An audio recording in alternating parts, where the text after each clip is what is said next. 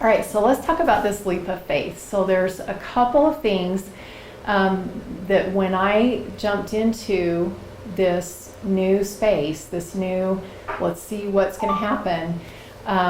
One part of this leap of faith was that I had to believe that I was going to be given everything I needed at the exact proper time and in the perfect time for me to be able to achieve it. Because when you step into the unknown, you're stepping into something that you've never done before, and actually nobody's ever done it before like you would do it.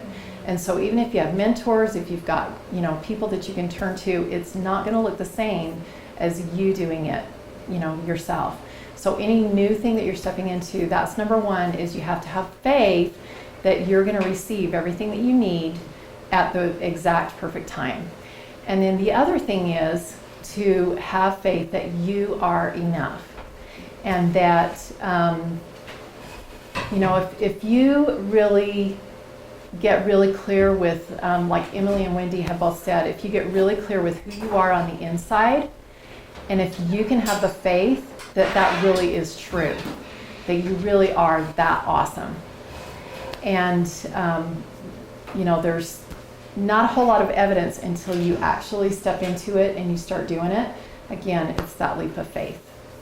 So the next leap that I experienced, and these were all kind of quantum leaps for me, like I stepped in on the leap of faith that this was going to work. And then as I went a little bit further along on my journey, actually this leap of faith is probably the one that I spend the most time on when I work with people one-on-one, because that is so key, is getting to a point where you really do believe that you're really that awesome. And so first of all, you have to figure out how awesome I am. And so there's a lot of exercises that we can do. I mean, we can ask questions like, what do you enjoy? What do you get, find that you're doing when you lose track of time? I mean, there's a lot of questions that you can ask. And a lot of it is even asking for feedback from other people. What do you see as my greatest strengths? What do you see about me that really comes naturally to me? Because a lot of times we can't see it in ourselves. I actually can see it better in other people than I can see it in myself. Yeah. So those are really huge, and I think kind of it's just being aware and just being open to really see it is probably the biggest thing. But yeah, I do spend a lot of time on that because that's a huge part of it. Thank you. I wanted to share with you just some observations that I've made of the earth. And I'm sure all of you have have noticed a lot of this too, is that the earth recreates itself. You have a seed and it grows and it becomes this tree and it gives back, and then the fruit drops down and more seeds are planted, and there's just so much abundance in the earth. And it's we as people just making decisions about things, that we have to, that if you have this much, then I can't have as much, or that I have to be above, for me to be okay, or whatever. I just have realized that the abundance that's provided for us on the earth really fits in every area of life. And so if it's available to the earth, then it's available to us too. And I've even had just recently kind of a new realization. This is a new belief that I've created for myself, and it works for me, and so I'm keeping it. And I don't know if it can be proven or not, but I believe it, is that when I breathe in air, I keep the oxygen, and I breathe out carbon dioxide, which is a poison to me. But what is it used for? It's used to help trees grow and plants and other parts of the world use it for, that's what they live on. And so for me, that's just part of that abundance of just an exchange of, taking in and receiving what I can use, and then giving back what I can't, and so, or what I don't want to keep.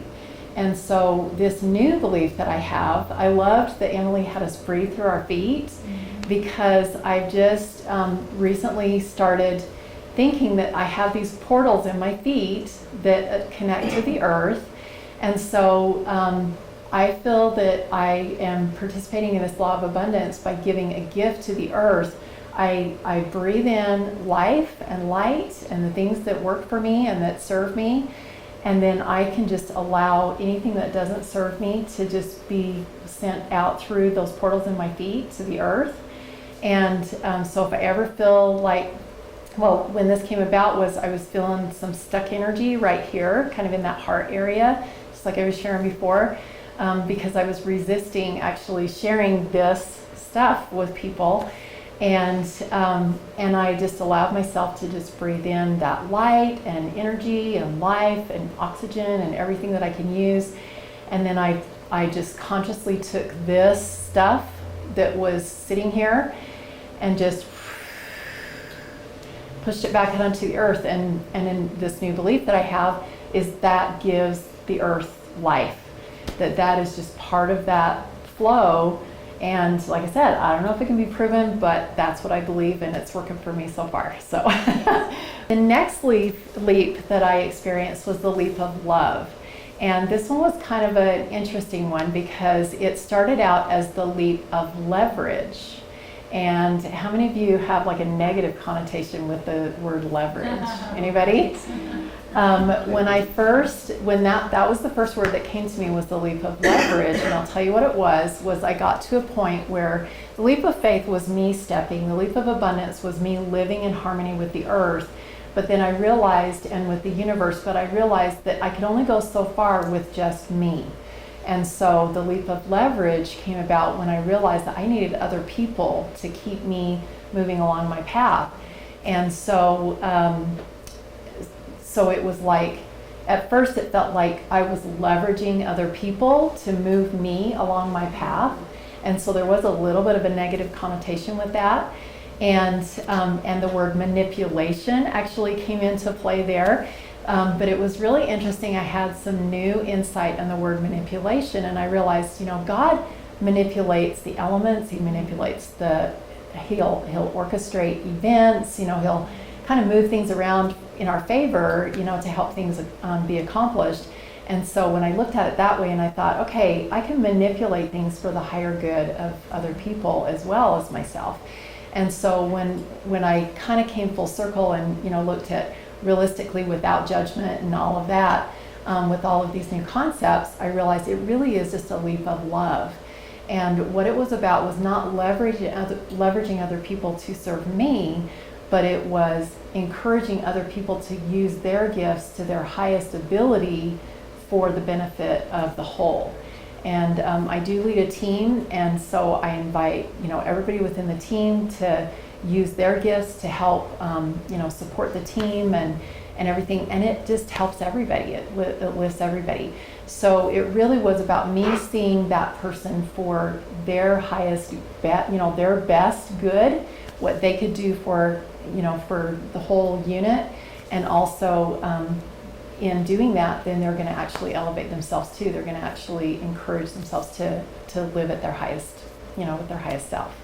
So does that make sense? Mm-hmm. Okay, cool. All right, so the next leap was the leap of prosperity.